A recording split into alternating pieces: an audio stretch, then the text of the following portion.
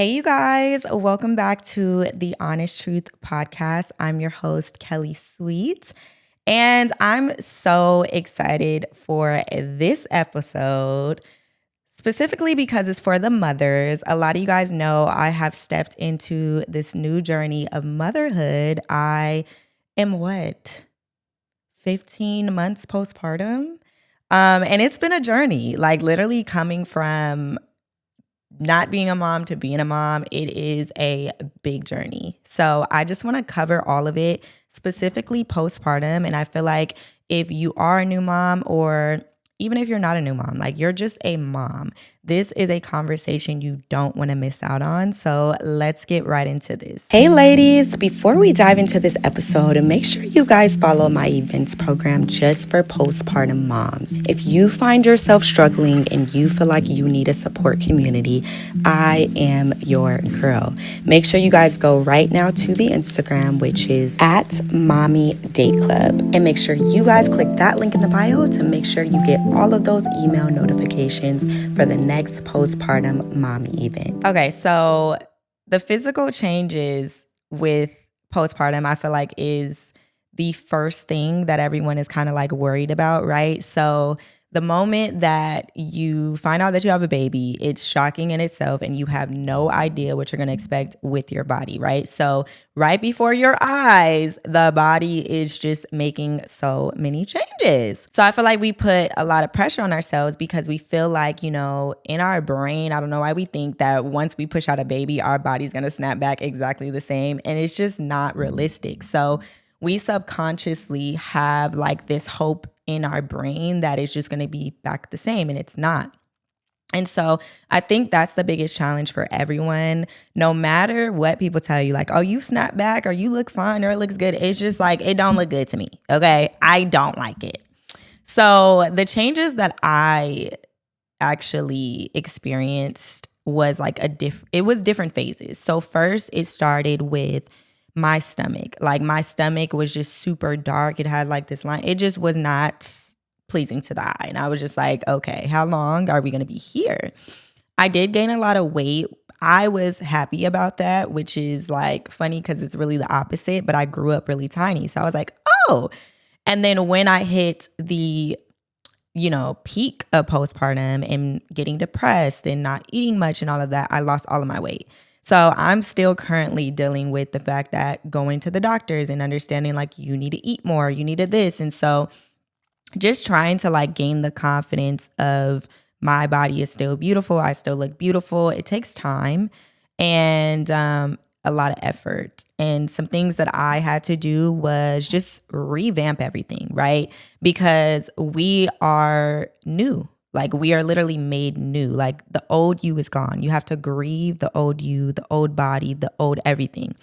So something that helped me was I literally started envisioning this new version of myself, this new person that I want to be, and how can I incorporate this into my daily lifestyle? So the first thing I did was start with clothes, and I went in my closet. Anything that I felt didn't serve me, anything I felt didn't look good on me, I just got rid of it. And things, if you're not in a position to be able to afford new clothes or go shopping, you also got to learn how to make some things work and maybe switch up your style a little bit, buy some belts, little things that you can like spruce up your style, because when you're not feeling like you look good, you just don't feel good. And so my motto is when you look good, you feel good. And so there's always ways to feel and look good. And the number one way I feel, since we live in a place of like social media, right? So if we're scrolling all the time, you're going to see all these moms who seem to look perfect, or just people who aren't even moms.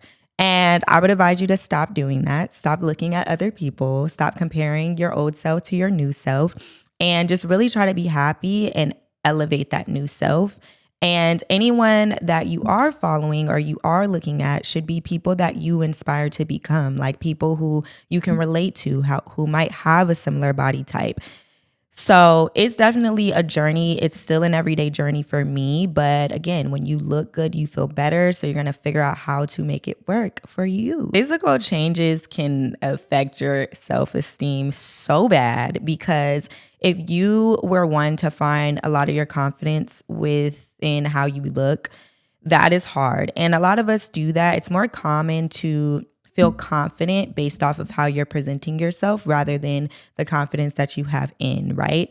And so it's going to take you a while to be happy with the beautiful things you have inside of you, right? Because everything that you are as a person and as who you are hasn't been taken away. Like, you're still the dope girl, you're still the dope mom, you're still the girl that everybody loved. It's just things have changed. Like, if you kind of find validation in looks, which in ways I did, so it's kind of going to affect your self-esteem, but you have to surround yourself around people who remind you who you are, right? That's why it's so important to just have a partner who I hope is uplifting you, encouraging you, making you feel beautiful again. The pressure shouldn't all be on them. We have to also do the work and like make sure we're doing our affirmations and just changing your mindset, but also doing things like self-care to make your self-esteem feel higher. Getting up, doing your hair if you can, even if you only do it once a week, that's a step. Getting up, maybe doing a cute little makeup, even if it's tinted moisturizer and a little gloss. Like, these are steps to build up your confidence. And so I think it takes time. It's going to be a battle. It's okay to be down and like sad and not want to do nothing for a very long time. But eventually you will have to get back to yourself if you just want to be present for like all the beautiful things you have to experience with this new child. So, the other thing, if anybody is talking about your appearance, belittling you, not making you feel secure within yourself, and this happens to be a partner or a friend or a family member, you have to set boundaries, okay? Like, whoever is not supporting you in this time has to go. They just have to go. So however that version of having to go is, whether it's setting your boundary and say, hey, I don't want to talk about that. Hey, this is not a conversation I want to talk about, or just leaving, right? Whatever that looks like, you have to step in your power at this point, or else people can bring you down, all the way down. And that's not healthy for you or the baby. So funny, because with postpartum depression, I was kind of in denial for a very, very long time, because when you hear the word depressed and depression or anxiety and all of these different things, they just sound so bad, right? It's like getting a test result and you hear it and you're just like, oh my God, this is so bad, right? But the reality is, it is life. And in life, we're going to deal with emotions. Just how in relationships, we're going to deal with emotions. Just how with jobs, we're going to deal with emotions.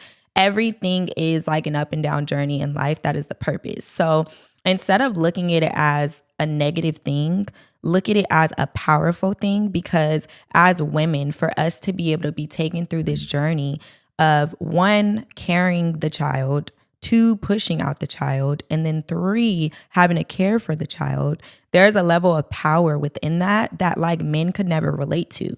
So the fact that now you're feeling these feelings of maybe depressed or sadness or whatever, those things are there literally just to get you to a next level. So you can't look at it as, this is the end, this is over, I don't even know what to expect from here. You have to look at it as, this is another challenge that I'm not used to. And so now I have to step out of my comfort zone a little bit and figure out how to get through this new challenge. That is all depression, anxiety is. And so that's when you do have to put in the work. You do have to find resources. You cannot forget yourself. Like, do not forget yourself in this process. I was a little embarrassed to be like, dang, I am sad. Like, dang, I'm kind of losing myself a little bit. Like, dang, I need to get up and do my hair. Like, you get embarrassed within yourself, which can cause you to spiral more into depression. And you feel like, oh my God, if I go out and do stuff for myself, I'm being selfish. Like, there's a baby. And it's like, a baby's not your identity. Like, you still have your identity. You're still to be loved. You're still to be cared for. You're still to experience life. So you have to create those experiences. Even if you have to bring the baby, that's what you have to do. So with my journey, it was a hard pill to swallow, but I realized that the person that I was with, there's nothing you can do, because you'll never understand, no matter how much I sit here on the couch and explain to you 1,000 times. If you have never had a child and you have never been through it, no one's going to even understand what you're talking about. It's a whole nother language that they'll never understand. So because that is the reality, right? You now have to surround yourself around people who do understand.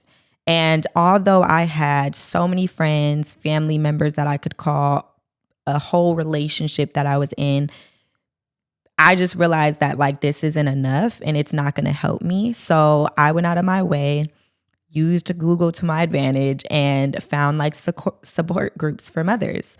And I started getting up. It did cost me a little penny. Not, it wasn't a crazy penny, but it did cost me. But your mental health is worth it.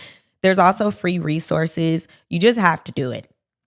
So swallowing the pill of just like, you know what, I'm gonna get up, I'm gonna get ready, and I'm gonna take this baby with me, and we just gonna see what's gonna happen, was the best thing I could have ever done, you guys. Like literally meeting other mom friends, having little lunch dates, because if you are a single mom, or if you feel like you're a single mom because your husband works a lot, or whatever the case is, right? Sometimes you can't do everything with a baby. So sometimes you gotta take that baby. But to be around other women who take their baby, but who are also bosses, who are also getting up and brushing their hair, who are also getting up and maybe putting on a little bit of makeup, just able to still navigate through life, but also be a support through the process. Like they can call you, you can call them. They're going to understand. And even the best part was me surrounding myself around mothers who already did this. So whenever I was stressing, they just made it seem so like chill. Like you're fine. Like it's fine. This happens. You do this, whoop, whoop, wop. You know what I mean? So surrounding yourself around people who understand can be the best thing you can do. Swallow your pride. It's fine. This literally is a temporary feeling. As long as you're doing the job and the work, you're going to get out of it.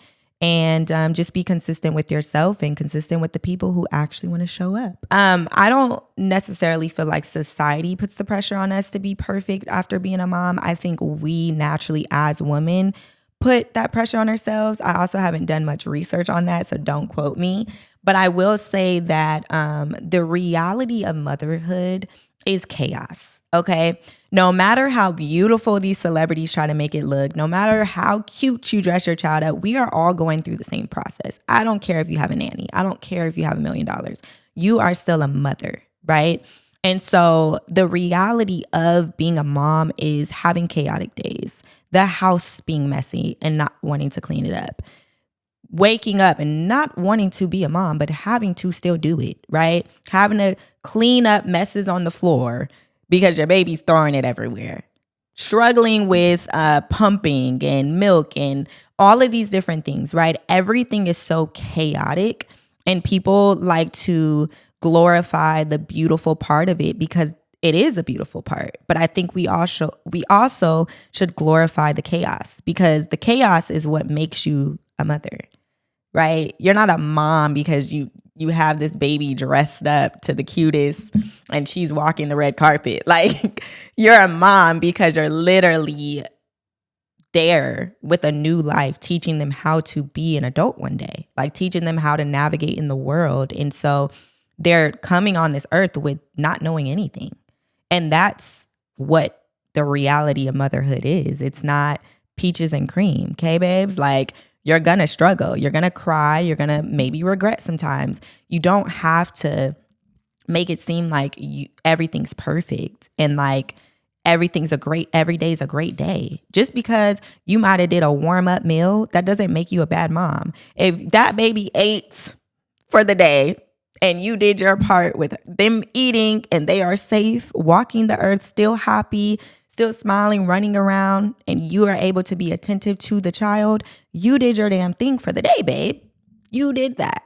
So, it's not all peaches and cream, and each child goes through different phases and different things, and you're with them for 18 years. Like it's going to be so many different new experiences, and it's always going to be chaos, but you got to find beauty in the chaos. That's what it is. I don't think a man could ever understand what postpartum really is and what it really does. And I would advise any man out there who might be watching this, really study it. Like read a book on postpartum. Read a book, watch some documentaries, educate yourself about postpartum, because if you're deciding to create a life with a woman that you claim you love, part of that is also putting in the work too to understand that woman.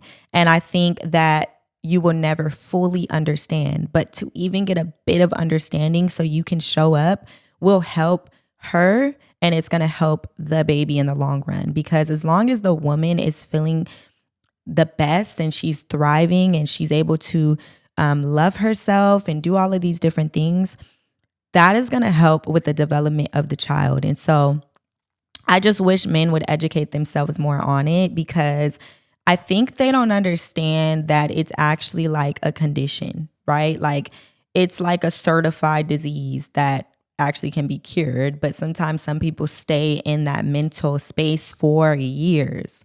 And so if the men can stand up and educate themselves, I think that they could be a huge support to women that they decide to have children with. And I think marriages would be better. I think a lot of relationships would be better.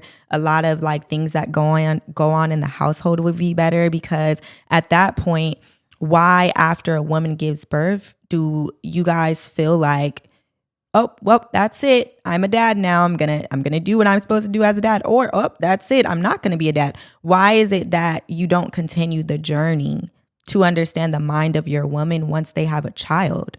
And so once you have a child, it's so funny how people say, oh, so many marriages end, so many relationships end.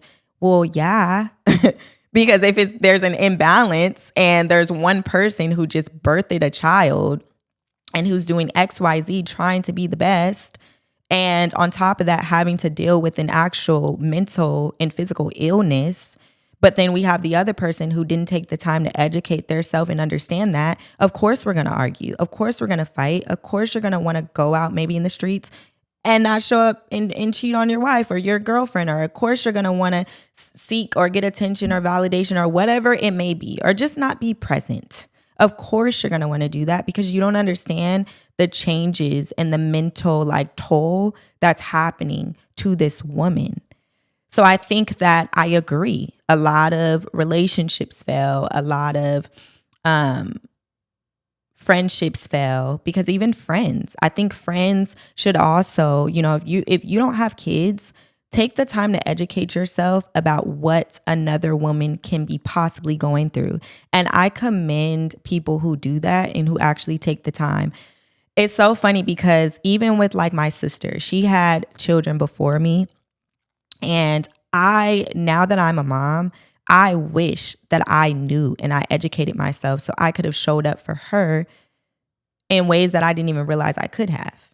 And so a lot of friendships, relationships, and all these things fail because we don't have the education. And so I think that that's the answer, right? It's not that people have a baby and now everything's over. No, it's that people have a baby and people don't know how to handle a new situation in life, but people don't do the work to understand how to handle it because they give up and they go and do the things they want to do for themselves instead of being selfless and standing up for the decision and the responsibility they created. Postpartum just showed me how I could sabotage my life if I wanted to.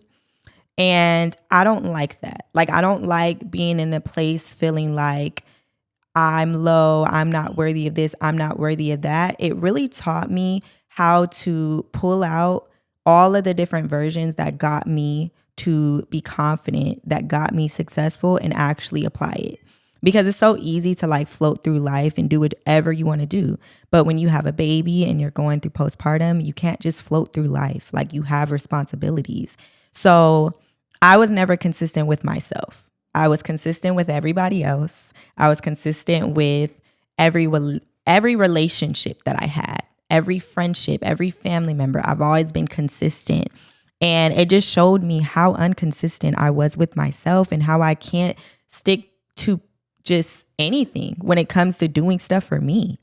So I look at it more as a blessing because it teaches me discipline. Like, if I'm going to say that I'm going to go on a weight gain journey, or if I'm going to say I'm going to go on a weight loss journey, stick to the plan, because everything that you say you need to do or any support group, any doctor, all of the things that they say that you need to do, you have to commit that to yourself.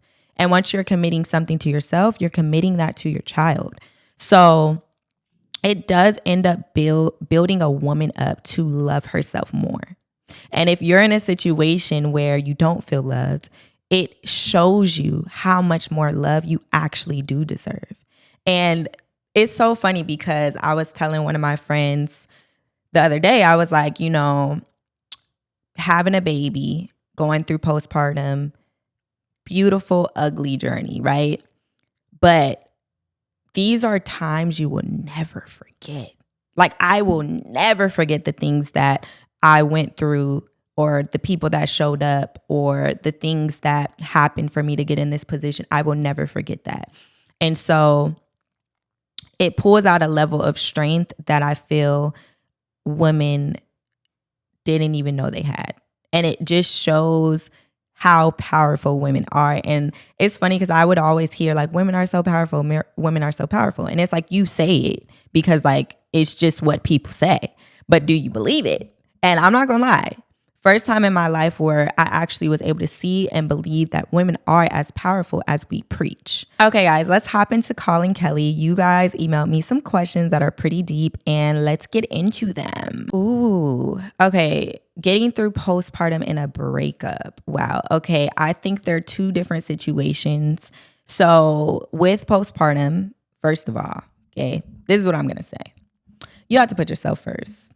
Like, if you're going through a breakup, other opinions don't matter. The other person doesn't matter at that point because it's a breakup, right? So all of the energy that you were putting into another person, now you're not robbed from that. You can take all of that energy and put it into yourself. All the time, all the cooking, all the loving, all of that energy that you were putting in over there to the second party. Now you can take all of that energy, put it into yourself, and put it into your baby. And so you have to change the dynamic of your brain and understand that everything that you do isn't about another person anymore. It's literally about you and your baby.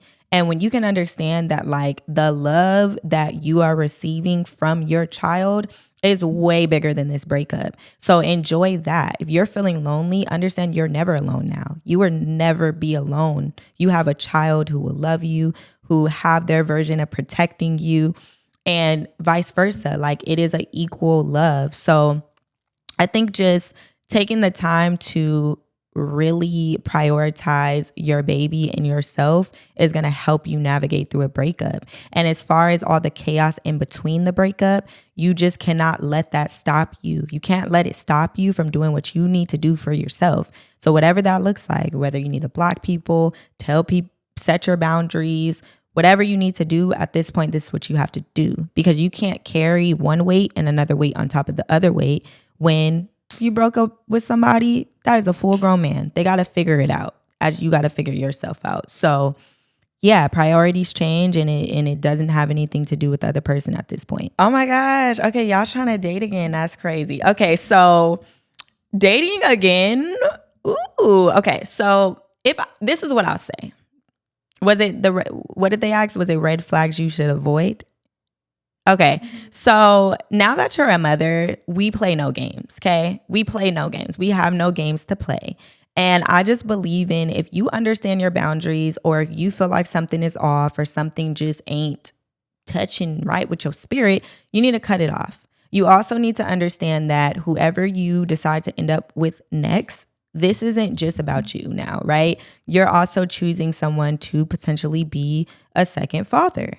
So you have to see if they have all of the qualities that you want your little girl or your little boy to look up to. So if they're not matching those qualities, you got to drop them immediately. Like, there is no hanging on, because you now can place trauma on your children by one decision that you make. So you have to be very serious about this. And I would advise women who start dating again after postpartum to really actually take your time and get courted, get treated the right way. Like, really figure them out and don't rush into anything, because we all know stuff is cute in the beginning. That's how it's supposed to be. It's supposed to be all cute. until it's not cute. So you need to see every phase of this person, and you have all the time in the world, because if someone really loves you, they're going to respect your boundaries and they're going to wait, because this is a serious situation. I would also advise maybe not introducing your children to someone new. Like, you figure that person out, and until you know this is serious and this is something you really want, just keep the kids out of it. And I think it's okay to date. I think it gives you a level of confidence again. Everything doesn't have to be so serious. You can have fun on your little off days or when you get time away and the baby's with the babysitter or their dad. Like, do your thing. But don't get too caught up in your old self, and understand that, like, okay, now you're in a position as this single mom, and now everything has to make sense for your future and for your baby's future. So choose wisely, babes. And luckily, we get the choice. Becoming a mom changes everything you look for in a partner, everything you look for in your future. Like, for me, I know I just want the best for my child. And I know in order for her to have the best, I have to have the best. Like, I have to have the best treatment, the best communication, the best time. And as we know, relationships aren't always 100%. But I believe that there are ways to navigate through problems. There's ways to communicate. There's ways to love. There's ways to be peaceful. There's ways to handle chaos without it being more chaos. And so for me, I just am really looking for maturity, looking for someone who can understand communication, someone who is stepping in completely healed, completely knowing who they are and what they want to do and when they want to do it. Just, grown man energy. Okay? Like, grown man energy. Like, I'm not here to play any games with nobody's son, period. And I guess that's what I have to say. Ooh, are you ready to dig in or fill a void? I feel like that would be a you question, right? So you would have to look in you and understand where you're at. So if you're at a place where you're feeling very low and you want to put your energy in places so you can, like, take away those feelings. So you go and you're, like, talking to other people or doing all these things, not because you want it, but because you want something out of it. That is when you should not be dating, because that means you still have a lot of work to do, right? So you have to, my girl is like, that's me. You have to really understand the difference, babe. Like, if you are looking for validation in other areas, that goes to show you're not doing enough self-care. Like, you're not doing enough things to love yourself. And so, you guys can do whatever you want. There's no timeline to it, but I would advise to not end up in another spiraling situation or toxic situation. The best thing is, like, just because you're hurt, don't hurt others, because at the end, it will be hurting someone, because you have to realize you don't even want them. You don't even want them. You just want it what you can get out of the situation. So, keep it fun, keep it cute. Remember what dating is for. Like, remember what courting is. It's not about taking and trying to feel like this person that you already are. You're already the person. You just have to believe you're the person. You're already worthy of, but you have to believe you're worthy of. So why do you need to use other people to make you feel worthy? No. So we're not going to be 100%. There's going to be times where, shoot, I want somebody to text me and tell me something cute, right? But don't abuse it. Like, don't put yourself in situations that you're going to have to end up apologizing, or you're just going to end up, like, holding your blessings are going to be on hold because you're not moving with great intentions, because it's not moving with great intentions. So I think you're ready when you know you're ready. You're ready when you know that it's not about anything else. It's just about literally you want to do this and you're ready for it and you qualify for it. And when you feel those emotions, then you're ready. That's what I feel. So yeah. All right, ladies, I hope this helped you. Make sure you guys go and follow all right, ladies, all right, ladies, we're going to wrap it up here. That was everything I hope you feel you needed for postpartum. Any other questions, leave them in the comments below. Also, make sure you guys follow my mommy events program. All the information will be down below. It is a support group specifically for postpartum moms. And I'm excited, honestly, just to meet you guys in real life. So check it out. Love you guys so much. And I will see you guys in the next episode. Bye.